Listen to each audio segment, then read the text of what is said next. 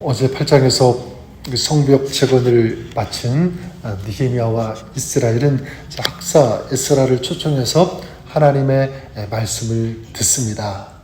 하나님의 말씀을 들을 때 그 말씀이 깨달아지게 되고요. 그리고 하나님을 경배하게 되고 또 눈물을 흘렸습니다. 지금까지 인도해 주시고 역사해 주신 하나님께 감사하는 그런 눈물이겠죠. 그리고 그들에게 커다란 엄청나게 큰 기쁨이 임했다. 이 말씀을 나누었습니다. 그들에게 무엇이 일어나냐면 바로 부흥이 일어났다라고 할 수가 있습니다.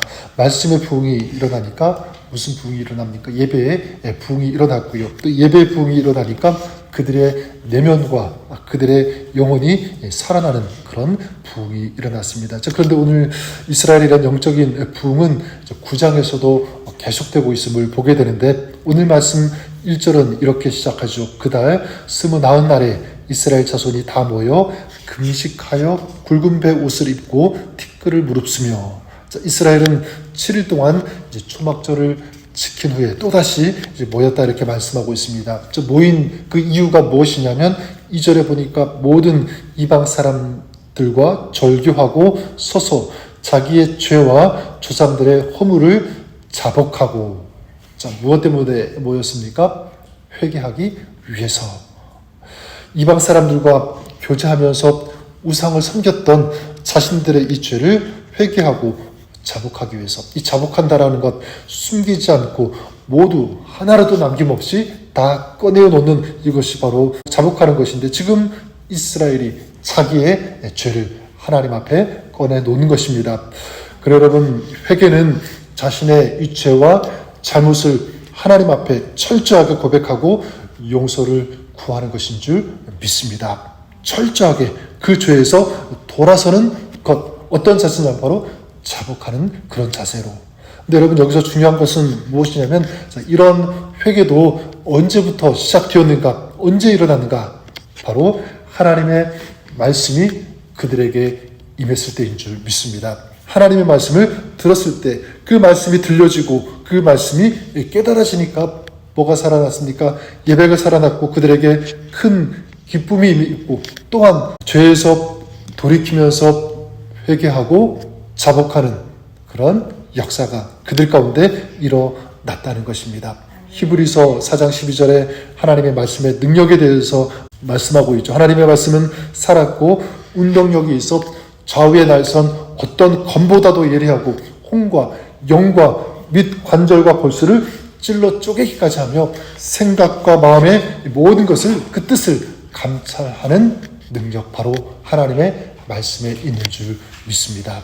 바로 하나님의 말씀이 능력이고요. 그렇기 때문에 하나님의 말씀이 생명이고 하나님의 말씀이 축복이다라고 할 수가 있습니다. 실제 한국 기독교 역사를 보더라도 이 부흥의 이 불길이 타오르기 시작한 때가 언제냐면 1907년 이 평양 대부흥 운동 때부터죠. 그때 이 부흥의 불씨가 어디에서부터 시작했냐면 바로 하나님의 말씀이 선포되고 그리고 그 말씀을 들은 사람들이 그 말씀에 반응하고 회개했을 때부터입니다. 그 장대현 교회에서 말씀 사경회가 이제 개최가 되었는데 그 길선주 목사님 같은 경우에는 그 친구 집에서 재산을 정리할 때 얼마를 자기가 착복했다 이런 자기 자신의 그 잘못, 그 죄를 회개합니다. 그랬을 때 그 회개의 불길이 그곳에 있던 사람들과 그 평양 전체를 뒤덮게 되죠. 말씀을 통해 회개가 있었고요. 회개가 있자 회개는 어떻게 됩니까? 엄청난 이 부흥의 불길로 이어졌다라고 할 수 있습니다. 저는 오늘 우리의 신앙도 저는 그럴 수 있기를 바랍니다. 또 우리의 교회도 우리의 신앙, 우리 교회 가운데 무엇이 있어야 되는가? 저는 참된 부흥이 있어야 된다고 믿습니다. 개인적인 그런 부흥, 또 공동체적으로 어떤 전반적인 어떤 그런 부흥이 일어나야 된다. 그런 의미에서 저는 여러분들이 그 부흥의 불쏘시개와 같은 여러분들을 통해서 또 여러분들을 시작으로 그 불길이 번져나갈 수 있기를 간절히 축복합니다. 특별히 저는 우리 교회 이런 영적인 순환, 다시 말하면 이 부흥의 모습이 우리 안에, 또 우리 공동체 안에 있었으면 좋겠는데 또 소망하는데 3절에 보니까 이렇게 말씀하고 있죠.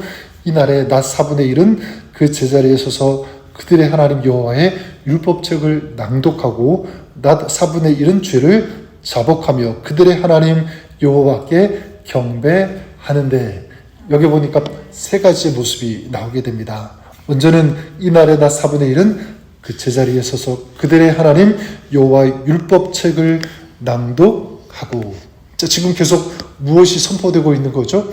하나님의 말씀이 선포되고 있습니다. 그래 여러분, 우리의 신앙이 제대로 서기 위해서는 무엇이 있어야 되는가? 하나님의 말씀이 있어야 되는 줄 믿습니다. 교회도 마찬가지죠. 교회가 제대로 서려면 그 교회는 끊임없이 무엇이 선포되어져야 되는가? 바로 하나님의 말씀, 이 복음의 말씀이 선포되어야 되는 줄 믿습니다. 그런 의미에서 우리 성도들도 마찬가지입니다.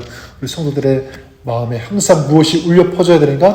하나님의 말씀이 있어야 되는 줄 믿습니다. 그래서 하나님의 말씀을 사모하고요. 그 말씀을 듣고 또 들은 말씀을 나에게 주신 말씀으로 받고 깨닫고 반응하면서 그 말씀대로 살아가는, 이런 말씀이 살아있는 신앙, 말씀이 선포되어지는 그런 교회, 우리의 신앙이, 우리 교회 공동체가 그럴 수 있기를 바랍니다. 또 한 가지의 모습은 무엇이냐면 4분의 1은 죄를 자복하며, 말씀드렸던 것처럼 죄를 회개하는 것입니다.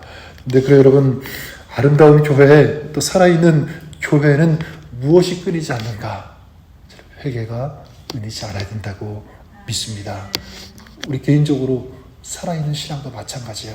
내가 살아있다, 난 살아있는 신앙이다라고 말할 수 있는 그 근거는 무엇이냐면 회개가 있어야 돼요. 끊임없는 회개. 자기 자신을 돌아보면서 성찰하면서 자복하면서 하나님의 긍휼과 도우심과 인도하심을 날마다 구하는 그런 신앙, 그것이 살아있는 신앙인 줄 믿습니다. 그리고 마지막, 그들의 하나님 여호와께 경배하는데, 자, 무엇이 있었습니까? 말씀이 있었고 회개가 있었고 또 무엇이 있었냐면 바로 예배와 찬양이 있었다는 거죠. 그래서 5절에도 보면 또 레위 사람 예수아와 감미엘과 바니와 핫삼이야와 세레마와 호디야와 스바냐와 부다히아는 이르기를, 너희 무리는 마땅히 일어나 영원부터 영원까지 계신 너희 하나님 여호와를 송축할지어다. 주여 주의 영화로운 이름을 송축하올 것은 주의 이름이 존귀하여 모든 송축이나 찬양에서 뛰어남이니이다. 자, 지금 이스라엘이 무엇을 찬양하고 무엇을 송축하고 있습니까? 6절에 오직 주는 여호와시라. 하늘과 하늘들의 하늘과 이루어 성심과 땅과 땅 위에 만물과 바다와 그 가운데 모든 것을 지으시고 다 보존하시오니 모든 천군이 주께 경배하나이다. 이들의 송축, 이들의 경배, 이들의 예배 찬양 다 누구를 향하고 있습니까? 바로 창조주이신 하나님, 그리고 창조하신 것을 모두 보존하시는 하나님. 저는 이 찬양, 이 노래, 이것이 우리의 찬양이 되고요, 우리의 노래가 되고 우리의 예배가 될 수 있기를 바랍니다. 하나님은 세상을 창조하셨다. 모든 것을 지으셨다. 거기서 끝나지 않고 모든 것을, 하나님께서 창조하신 것을 보존하신다, 이렇게 말씀하고 있습니다. 하나님께서 지으신 것을 보존하신다면 우리의 생명을 우리 하나님께서 지으시지 않았습니까? 창조하셨습니다. 자, 그렇다면 하나님께서 지으신 우리 인생, 우리 생명, 우리의 모든 것도 누가 보호하시는가? 하나님께서 보호하시고. 누가 보존하시는가? 하나님께서 우리를 보존해 주시는 줄 믿습니다. 그렇게 감사하는 거죠. 그렇게 찬양하는 것입니다. 주님을 경배할 수밖에 없는 것입니다. 오늘 말씀 정리하면, 오늘 느헤미야 9장에 나오는 이 부흥이 우리 신앙 가운데, 우리 가정 가운데, 특별히 우리 교회 가운데 있기를 바랍니다. 하나님의 말씀을 듣고 그 말씀에 반응하면서 회개하고 자복하고, 그리고 더 나아가 하나님께 찬양하고 경배하는, 그리고 하나님을 높이는 그런 삶. 우리가 살아가면서 이런 부흥의 삶을 우리가 살았으면 좋겠습니다. 오늘 하루 하나님 이런 부흥을 맛보고 경험하며 이런 부흥 가운데 살아가는 하루가 될 수 있도록 주님 은혜 베풀어 주시옵소서. 주님 인도하여 주옵소서. 이런 기도를 드리면서 오늘도 이런 부흥을 살아가시는 여러분의 삶이 될 수 있기를 우리 주님의 이름으로 간절히 축원합니다.